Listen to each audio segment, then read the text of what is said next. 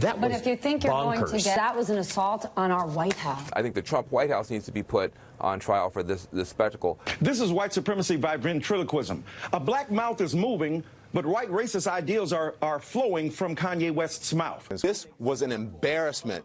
Kanye's mother is rolling over in her grave. All right, some of the media reaction last night to Kanye West's lunchtime meeting with the President of the United States. Let's bring in Candace Owens. She is the communications director for Turning Point USA, and over the last couple of months, she's become friendly with Kanye. Candace, what did you make of some of those sound bites, for instance, talking about how his appearance was an assault on the White House? Look, all of the commentary that I've heard surrounding this meeting has been absolutely despicable, utterly racist, especially coming from CNN. Don Lemon bringing up his dead mother as a means to draw blood from this man simply because he does not agree with liberal ideas, because he understands that Democrat policies have harmed the black community, and because he's bold enough to move the ball forward and start speaking about these things publicly. So it's been despicable, but you know what? Kanye was built for this. What is he like? I know you met with him yesterday as well. I did. I met with him just following his meeting. He is just in a very, very positive state. He's optimistic. He understands exactly what he's doing.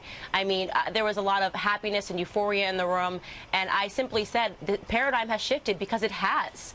Black conservatives will no longer be fearful. Black conservatives are willing to speak out. We are excited. It finally feels like it's our time, and the commentary means nothing. It will not dissuade us from speaking out. Well, it's kind of interesting because the backlash has been so enormous. You would think that maybe the word is keep your mouth shut, because who wants this blowback, Candace? Can you blame somebody for not coming forward when you get this type of retribution? I don't blame them, and I think it's all sort of come to a head. And in the past, we've seen that. That's why black conservatism was so shunned. And you saw their treatment of Dr. Ben Carson, Larry Elder, Dr. Condoleezza Rice. But this is a different time. We are audacious. We are standing up. At Turning Point USA, we have our first ever YBLS Summit, the Young Black Leadership Summit, where black conservatives are going to go hear these ideas, to meet the first family, to have the president speak to us. We are feeling inspired. We are feeling bold and optimistic. And it feels like, at long last, this is our time to speak out. Now, I know you speak to the president often. You know Darrell Scott and others. We've had him in here, Ben Carson. They're making some major moves in the inner cities. We know about the new opportunity zones that's in the new tax reform.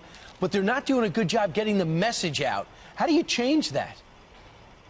That's exactly what I'm doing. I feel like in so many ways that's what I'm here for, to get the message out. That's why we're doing this summit, to bring our community to the ideas. And I myself, I'm launching a project next week, which I'm not going to speak about today, which will be really exciting, where we will target the inner cities, and we will have these sorts of rallies and conversations to keep this going. Kanye has built us a runway, and we're not going to squander that opportunity whatsoever. Candace, what's your message to the soundbiters who were on television last night and will be on today, talking about looking at what Kanye said there in the Oval Office in that 10-minute soliloquy and regarding him as crazy? What's your message to those people? My message to them is that I can hear their fear, I can hear their insecurity, and to let them know that there is absolutely nothing they can say. There are no words strong enough that is going to stop this movement of black conservative thought. What is the fear? They're fearful that they're losing control and that they're losing power. It was one thing when they were surprised by Donald Trump's presidency. They were surprised by that. They thought Hillary had this. They had done so much and invested so much into her. And then America surprised them. But they never, ever, ever saw this coming. They never saw an awakening in the black community, that we might start to understand our history and to understand that they are our oppressors. They have always been our oppressors, and we will no longer let them oppress us. All right. Candace, how big is that movement? It's huge. I mean, I cannot stress to you enough what my inbox looks like from the black community saying, I never even understood this. I never heard this perspective. Thank you for bringing me to this. I want to get involved. How can I get involved? And we're telling them just exactly how they can do that. Yeah, but isn't there a fear on the part of some that if they come forward and they support this president, they're going to get the Kanye treatment?